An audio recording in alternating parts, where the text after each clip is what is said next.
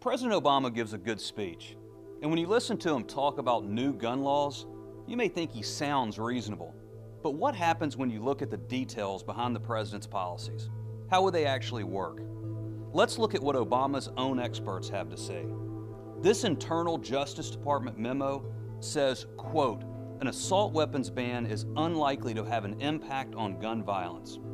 Unlikely, that is, unless it comes with something else.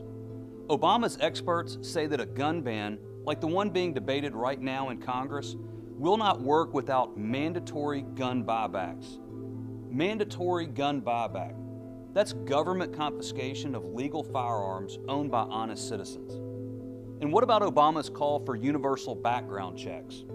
His own experts wrote that the effectiveness of universal background checks depends on, quote, requiring gun registration. Requiring gun registration with the federal government.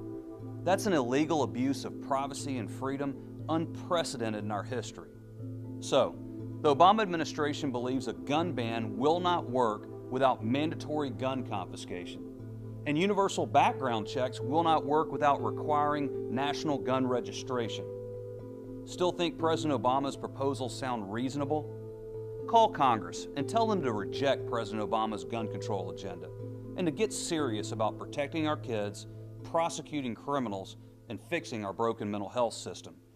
The men and women of the National Rifle Association are responsible for the content of this message.